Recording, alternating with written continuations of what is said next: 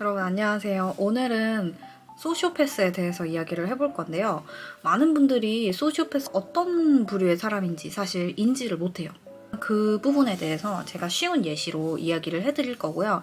또 영상 끝까지 보시면은 그런 사람들을 어떻게 대처해야 되는지에 대한 방법론까지 천천히 말씀드리겠습니다. 영상 끝까지 봐주세요.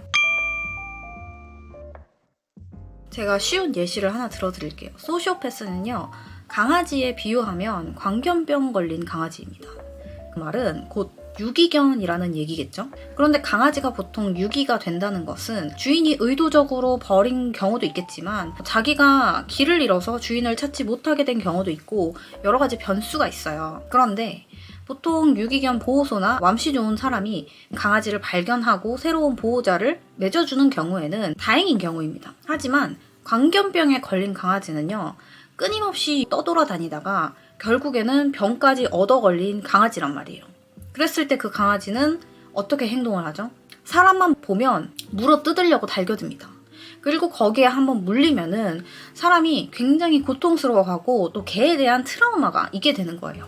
그래서 우리는 이 광견병 걸린 강아지를 소시오패스라고 생각하시면 됩니다. 단순히 말하자면 그래요. 그러면은 광견병 걸린 강아지는 딱 봤을 때 뭔가 막 이빨을 드러내고 당장이라도 싸울 기세처럼 달겨드는데 사람은 그런 낌새를 알아채지 못하지 않느냐. 이것만으로는 소시오패스가 어떤 부류인지를 알 수가 없다라고 하시는 분들 되게 많으실 거예요. 사람은요, 사회적인 동물이에요.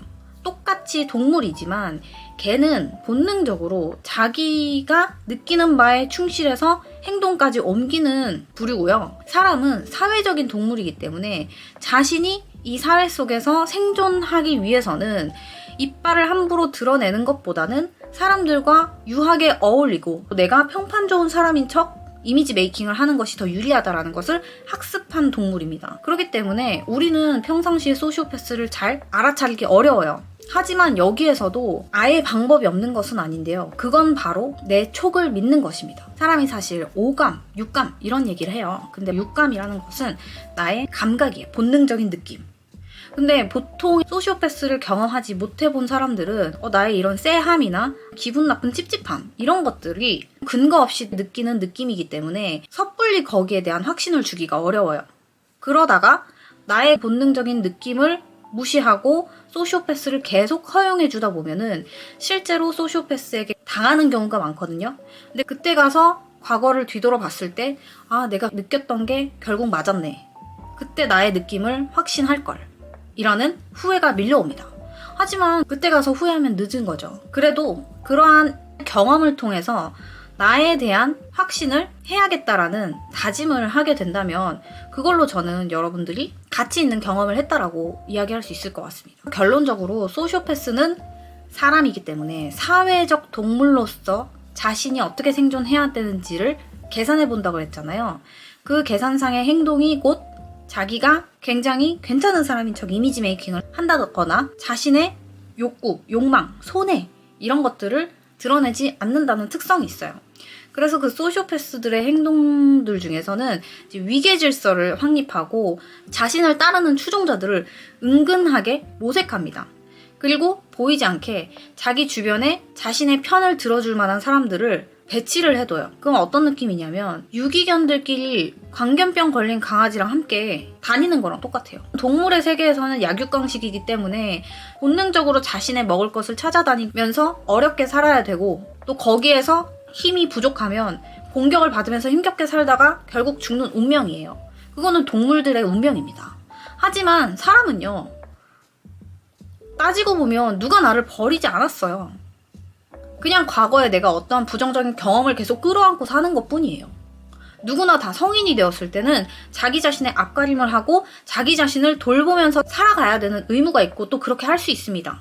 그런데 그러한 사실을 스스로가 자각하지 않고 과거의 특정 경험 또는 나의 부정적인 느낌을 계속 끌어안으면서 그것을 토대로 모든 세상을 바라보고 새로운 경험들을 해나가니까 부정적인 선택과 부정적인 마인드가 점점 쌓이면서 결국 난 버려진 사람이야 라는 생각을 가지고 살아가는 겁니다. 그런 상황에서 소시오패스가 광견병 걸린 강아지처럼 자기의 이해관계에 거침없이 행동을 하고 타인을 함부로 비방하고 물어뜯는 그런 행동을 봤을 때 이 사람은 누군가에게 똑같이 버림받고 힘든 삶을 살았는데도 불구하고 저렇게 당당하고 떳떳하게 살 수 있는 거구나. 나는 왜 저렇게 살지 못했는가? 라는 강렬한 느낌을 자기식대로 합리화하면서 담고 배우고 존경하려고 합니다.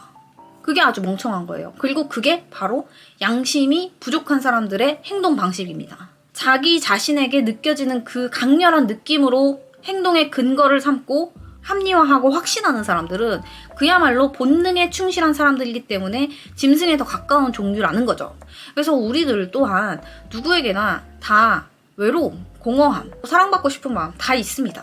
하지만 누군가는 그 마음을 타인에게 갈구하려고 하기보다는 내 스스로 충족시키려고 노력하고 내가 부정적인 마음에 사로잡히지 않으려고 애쓰는 과정을 겪으면서 살고 있는데 그런 태도가 바보라서 그런 건가요? 전혀 아니죠.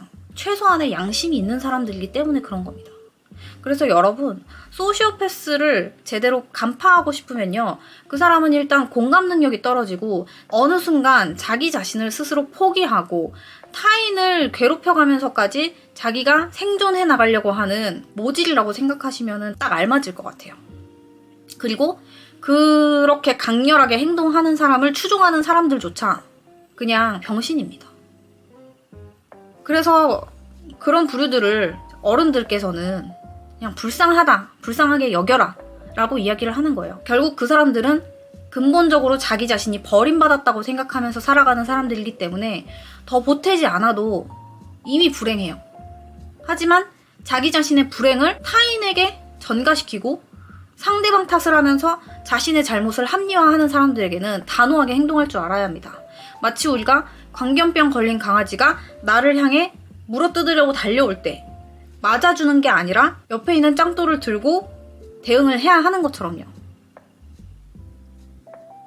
그래서 오늘은 소시오패스를 광견병에 걸린 강아지에 빗대서 한번 이야기를 드려봤는데 어떠실지 모르겠어요.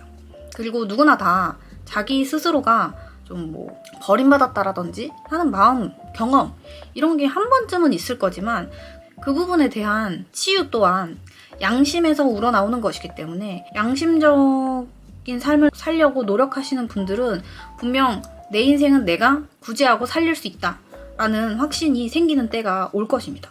그리고 그렇게 되었을 때 비로소 자신의 마음이 방황하는 부분에 대해서도 온전히 해결할 수 있고 또 소시오패스가 함부로 날뛰는 것에 대해서도 불쌍히 여길 수 있으면서도 단호하게 대처할 수 있는 지혜로운 사람이 될 수 있을 거라고 확신합니다. 감사합니다.